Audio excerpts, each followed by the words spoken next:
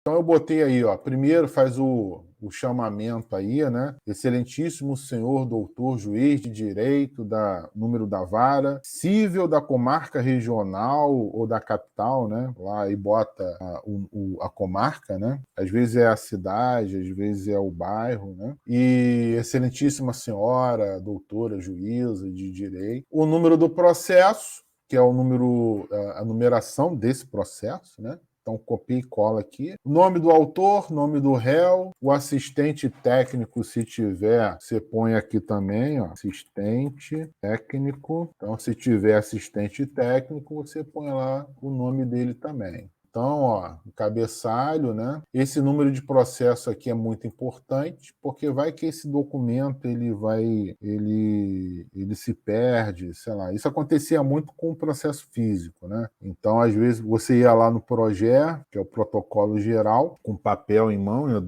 duas cópias, né? Uma ficava com você e a outra ficava lá. A que ficava lá, às vezes alguém mandava para uma vara diferente, ou a pessoa lá da vara anexava, né, juntava o documento em outro processo, né, ou ficava perdido em cima da mesa. Então, a numeração era fundamental, né, para você conseguir localizar o processo.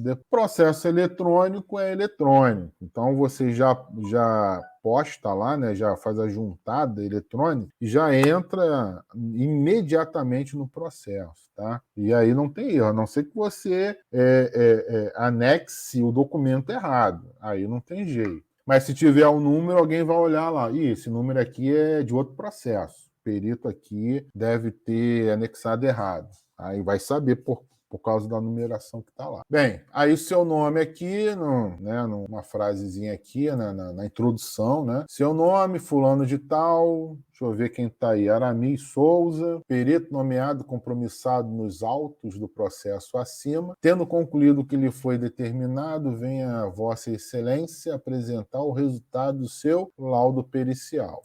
Tá? Ou laudo pericial. Bem, resumo dos autos é a primeira sessão. Tá? Eu gosto de numerar os parágrafos. Eu acho que facilita depois até a referência. Tá? Às vezes você quer fazer uma referência a uma determinada coisa que você escreveu, né? Então você numerando os parágrafos ajuda. Tá? Não é todo mundo que faz isso, não. Eu gosto de fazer. Então tudo é numerado. Então eu numero todos os... E aqui no resumo dos autos, eu numero também. E esse resumo dos autos você faz baseado, né, praticamente baseado na petição inicial do autor e na contestação do réu. Tá? A petição inicial do autor é o momento em que o autor ele conta a história dele e diz por que está entrando com a ação. Então, a lide ela está na petição inicial. Na contestação do réu que vem depois, é o momento em que o réu se contrapõe ao que o autor está dizendo na petição inicial. Né, na lide, tá bom? Então você vai tomar por base a petição inicial e a contestação como base para o resumo dos autos. Mas você não vai fazer um resumo da petição inicial e nem um resumo da contestação. Você vai extrair da petição inicial aquilo que é importante para ter a ideia daquilo que está sendo dito no processo, tá? Então pega lá, extrai, né, o que é importante da petição inicial, põe aqui no resumo dos autos, vai lá na contestação, pega a essência do que ele está dizendo, contestando, né? Então bota aqui. E o cuidado que você precisa ter aqui é de você não dizer uma determinada coisa. Isso é perigoso, tá? Então, no resumo dos autos, você sempre vai dizer: alega o autor tal coisa, de acordo com o réu tal coisa. Porque se você disser o réu cobrou indevidamente o autor, é você que está dizendo. Alguém vai dizer, ó, tá vendo? O perito já disse aqui de cara. Então você tem que dizer: alega o réu ou alega o autor que o réu cobrou os juros indevidos, tá? Então tem que ter essa malícia, tá? É importante isso, ok? Depois nós temos o objeto da perícia, que é destacar aqui em um parágrafo, tá? Ou 2 linhas, sei lá, aquilo que está sendo discutido, tá? Então você vai dizer aí, o processo trata-se de tal coisa que está sendo discutida. É o objeto da perícia, é o contexto do processo. Depois vem a análise técnica e científica. Aqui também eu gosto de sempre numerar o parágrafo, tá? Análise técnica científica. Então, conforme você vai vendo a documentação também, né, alguma coisa, além da petição inicial e da contestação, você vai colocar lá no resumo dos autos, tá? Então, aqui no resumo dos autos, eu gosto de colocar lá réplica na folha tal, despacho saneador na folha tal, e eu vou pontuando isso. No despacho saneador, folha tal, o juiz falou tal coisa, tá bom? Então eu gosto de colocar isso lá no resumo também. Às vezes tem um acordo, alguma decisão, aí você põe também. Bem, voltando aqui então na análise técnica e científica, na análise técnica e científica é o momento em que você vai desenvolver aqueles procedimentos de perícia que nós já vimos em aula anterior. Nós falamos, né, do exame, da vistoria, né, inspeção, testabilidade, arbitramento, mensuração, avaliação. Então, esses procedimentos que você vai fazendo ao longo do trabalho, você vai dizer aqui. Então, por exemplo, exame, sei lá, cartão de crédito, sei lá, cheque especial, deixa eu ver aqui, CDC, crédito direto ao consumidor. Aí tem lá um contrato, e esse contrato de financiamento ou a proposta de adesão tem lá destacados, né, as parcelas, o valor da prestação, a taxa de juros e etc e tal. Então, para você desenvolver a perícia, você tem que analisar esse documento. Ao analisar esse documento, você vai extrair dele os dados, as informações que você vai utilizar depois. Então, uma coisa que eu gosto de fazer é na análise, né, no exame do contrato, é já ir destacando as informações que eu vou usar depois. Então, acaba que essa análise técnica e científica aqui vai me ajudar depois, porque eu não vou precisar olhar novamente o documento ou os documentos, porque muitas informações importantes eu já destaquei e já descrevi aqui na análise técnica e científica, tá? Então, é nesse momento aqui que você vai fazer o exame de um documento e vai apontar aqui algumas coisas interessantes e necessárias. Momento que você vai fazer a mensuração, uma avaliação, um arbitramento, uma inspeção e tal. Então, você vai fazendo, vai descrevendo aqui as análises que você vai fazer. Tá? Então, essa é a análise técnico-científica. Então, isso é importante para ser feito. Tá? Tem gente que não gosta de fazer isso, vai direto para responder o quesito. Às vezes você, pelo menos eu comigo, né? Eu respondo muito melhor.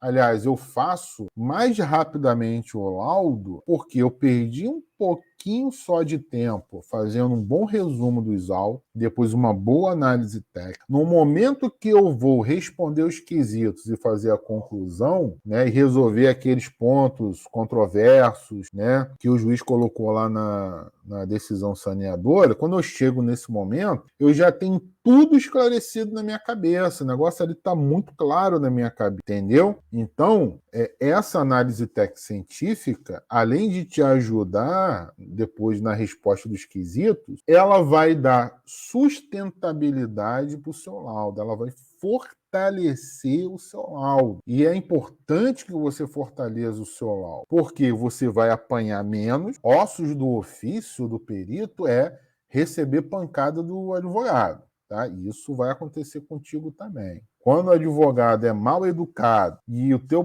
trabalho que está íntegro, correto, impecável, afeta a defesa dele, né, contraria a defesa dele, ele no papel de advogado, de defesa lá do cliente dele, ele vai bater no teu laudo. Se o teu laudo tiver fraco, tá certo? Ele, não sei, Será que o juiz vai olhar assim, ó, e essa perita aí, esse perito aí, eu não vou nomear de novo não, né? Eu vou mandar só JG para ele, né? Para ela, vai, né? Vou mandar. Se fizer JG, tudo bem. Agora, aquele bacana para receber, já pensou? Aquela perícia de 20 mil reais, vai mandar para você? É aqui que você ganha confiança do juiz ou da juíza, você ganha confiança. Então, não é fazer laudo, sei lá, um laudo por dia. Não é assim que você vai ganhar dinheiro. Você vai ganhar dinheiro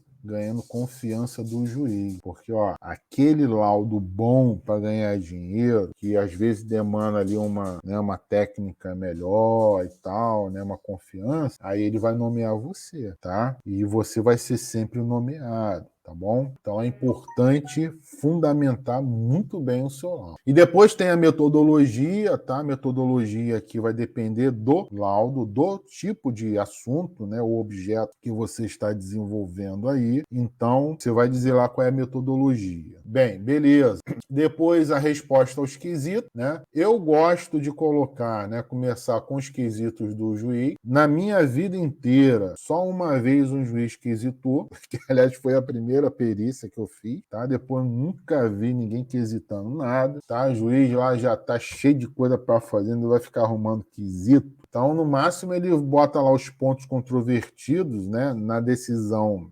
saneadora dele, que já é o meio copia e cola, né? Que o pessoal já tem os modelinhos lá deles lá, né? Porque tem que ser produção, né? Como a gente já viu também em outra live anterior, cada juiz recebe mais, em média, né? Mais de 900 processos novos todos os anos, que dá uma média aí de 4 a 5 processos novos toda semana. E mais aquilo que já está rolando aí de ano, na mesa dele, passando pela mesa dele, né?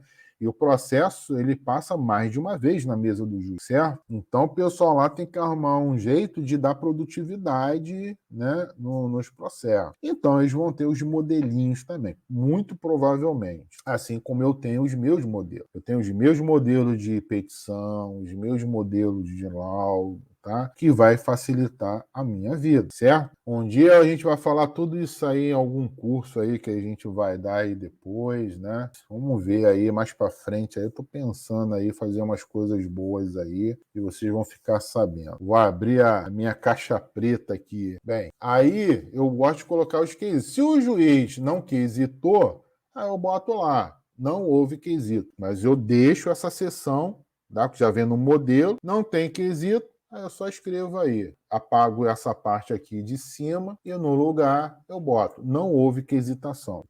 Quesitos do autor, mesma coisa. Se o autor não quesitou, eu substituo isso aqui e boto, não houve quesitação. Agora, e se o autor quesitou? O autor, sei lá, fez 5 quesitos. Eu vou pegar cada um desses quesitos, vou copiar, vou colar ou digitar, né? Processo eletrônico é bom que você vai lá, marca, copia, vem aqui e cola. Processo físico, né, que tinha muito no passado, tinha que ficar lá digitando, né? Eu já falei também em live anterior que você tem que digitar ou transcrever na íntegra. O advogado escreveu errado. Você vai botar errado aí, porque a pergunta é dele, a resposta é sua, mas a pergunta é dele. Se ele perguntou errado, botou vírgula no lugar errado, ortografia, concordância, o que for, errou é ele. Ele é que errou. Então você vai só transcrever. Não caia na tentação de fazer uma correção ortográfica. Se o Word lá na hora, ó, tá errado aqui. Não faça a correção ortográfica. Deixa errado. Porque senão ele vai dizer que você não respondeu o que ele perguntou porque você corrigiu e vai provar. Tá vendo aqui? Ó, tu corrigiu aqui a minha pergunta. Não foi isso aqui que eu perguntei, não. Foi outra coisa. Olha lá no processo que eu perguntei, do jeito que eu perguntei. Então, não faça isso, tá? Aí, o que eu faço? Quesito e depois embaixo, resposta. Então, depois, quesito 2, copia e cola, resposta. Quesito 3, copia e cola, resposta. E vai fazendo isso. Aqui no texto da resposta do quesito, né, você pode inserir valores, números. Abaixo, você pode colocar uma tabelinha, uma planilhinha pequenininha. Se você precisou fazer uma planilha de uma página, de 10 páginas, sei lá, né, você não vai colocar aqui. Você vai colocar no final do laudo como um apêndice. E aqui no texto você vai fazer a referência. Tal valor conforme apêndice número 2. Aí vai lá no apêndice número 2 e está lá a sua planilha com 20 páginas. Se alguém quiser, vai lá, fica olhando lá a planilha e vê lá como é que você fez. Beleza? Então aqui cabe só uma imagem, né, uma tabelinha, alguma coisa bem pequena que não ocupe muito espaço. Então, se for meia página, por exemplo, sei lá, ou mais, já convém você colocar como apêndice. Depois você vem para o réu, às vezes tem o réu 1 e o réu 2, né? Então você vai botar lá, quesitos do primeiro réu, quesitos do segundo réu. Copia e cola, responde, copia e cola. Depois disso, tem as diligências realizadas. Se você não precisou fazer diligência, então você vai substituir isso aqui por não houve diligência, mas vai deixar essa seção aí bem, né, à mostra, né, bem, porque senão pode haver a dúvida. Será que teve? Será que não teve? O perito não mencionou. Será que ele esqueceu de colocar? Então tem que salientar isso. Se teve, bota aí. Se não teve, escreve. Não houve diligência. Tá bom? Então só isso aí já resolve muita dúvida. De repente já é um ponto a menos aí, né? Já para o advogado ficar encrencando com você, bom? E depois documentos analisados nos autos. Isso não está lá como obrigatório, mas eu ponho no meu laudo. Então, todos os documentos que eu utilizei, que eu examinei, eu vou fazer uma relação. Estejam eles nos autos ou esses documentos tenham sido coletados por mim em diligência, eu vou fazer a relação aí. Se são documentos que já estão nos autos, eu vou colocar, por exemplo, documento 1, sei lá, contrato de financiamento realizado entre as partes. E aí no final eu vou botar folha número, sei lá, 200. Se alguém quiser olhar, vai lá na página 200 do processo e vai estar lá o documento que eu examinei. Fiz o exame, beleza? E aí eu vou fazendo a relação desses documentos, tá? Não é obrigatório? Não, mas eu acredito que depois, até para responder um esclarecimento, eu já venho aqui, já está tudo na mão. Conforme eu vou fazendo o negócio, eu já vou botando aí. Fui lá, analisei lá um contrato, já venho aqui e já relaciono e boto a paz. Depois, em outro momento, no outro dia, eu vou dar continuidade no processo. Aí tem lá, analisei lá, recibo, nota fiscal. Aí vem aqui e já bota lá, recibo tal, nota fiscal tal, já bota a folha. No final já está tudo certinho. Um dia, em algum momento que eu tiver que fazer o esclarecimento, já vai estar tudo aí organizado. E ajuda a dar sustentabilidade para o meu laudo. Porque as pessoas estão vendo que eu estou fazendo um laudo baseado em documento, fato, e os fatos eu estou demonstrando. Eu não estou apontando um valor conforme o contrato. Tá, onde que está o contrato? Eu quero ver, né? Então o advogado vai fuxicar o negócio ali. Eu quero ver, ó, tá no documento tal. Eu vou olhar, tá certo, o perito tá certo. Então, se você fizer um trabalho organizado, né, fundamentado, você não vai dar abertura para o advogado impugnar o seu laudo e, mais do que isso, o juiz vai começar a adquirir confiança em você. E aí ele vai começar a te nomear para coisas melhores, onde você vai receber mais horário, certo? Porque você passa a ser de confiança dele. Então, o primeiro processo que você vai, o primeiro laudo que você vai fazer tem que ser o melhor laudo da sua vida para aquele juiz ali, tá? E depois, é claro, manter a consistência, né? Continuar fazendo bons trabalhos. Depois eu relaciono os apêndices também, faço uma relaçãozinha dos apêndices, então boto lá, sei lá, planilha de tal coisa, tá? Apêndice 1, apêndice 2, planilha de tal coisa, e vou relacionando. E também os anexos. Anexo 1, planilha tal coisa. Anexo 2, cópia de tal documento. Então, se for um documento que eu obtive em diligência, esse documento não está nos autos. Então, vai estar agora, que vai entrar como anexo. Existe uma diferença técnica, pessoal, entre apêndice e anexo, que pouca gente sabe disso. Apêndice é aquilo que você produz, você cria. Então, se você tem lá uma planilha, você precisou construir uma planilha para fazer um monte de cálculo e achar um determinado valor, que é esse que você vai utilizar na resposta do quesito, por exemplo, então esta planilha que você criou é um apêndice. Vai vir no final do laudo, anexado, né? Na verdade, juntado, né? Como apêndice. Quando você não foi você que fez o documento, você já pegou ele pronto em algum lugar, então isso é um anexo. Então, se você fez uma diligência, ou a parte mandou para você por e-mail um documento que você precisava, que não estava nos autos. Esse documento não foi você que fez, certo? Então, você vai pegar uma cópia e vai juntar ao teu laudo como anexo. Se você for na internet, fez uma pesquisa, sei lá, no site do Banco Central, e lá no site do Banco Central tem uma planilha lá de coeficientes, uma determinada informação que você usou no seu laudo. O que você vai fazer? Você vai dar um print na tela, vai botar numa folha lá do Word e aquilo vai virar um anexo, porque não foi você que fez, foi o Banco Central. Então você só tirou um print da tela, né? Ou, sei lá, pegou lá uma imagem, uma informação, um documento, um PDF, alguma coisa assim, que está lá e que faz toda uma descrição, faz um embasamento legal, alguma coisa assim que você precisou usar,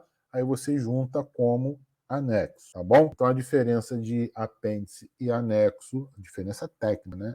Bem, seguindo, depois a gente chega nas conclusões. Nas conclusões, né, é onde você vai arrematar o negócio. E é nessas conclusões que você vai poder fazer um resuminho básico ali do que você respondeu nos quesitos, destacando as principais informações que irão ajudar o juiz a chegar a uma convicção, tá? Que vai ajudá-lo a proferir a sentença. E, mais do que isso, é aqui que você vai responder ou resolver aqueles pontos controversos que ele destacou lá na decisão saneadora. Então, aquilo tem que estar respondido aqui. E, finalmente, o termo de encerramento, né? Nada mais tendo a informar, ultimamos nossos trabalhos oferecendo com X páginas, 90, sei lá, 2 anexos, 3 apêndices, devidamente rubricados e assinados a fim de que produzam os devidos efeitos. Nesses termos, pede deferimento, data, Rio de Janeiro, porque eu estou no Rio de Janeiro, né? Sei lá, a cidade aí onde você mora, trabalha, né? Onde você está desenvolvendo o trabalho, a data, o seu nome completo, né, a sua função, nesse caso, perita do juízo, a sua profissão, que é de contador, né? Contador, número do teu CRC, o número, se for o caso, lá do CNPC, se você tiver, pode incluir aqui.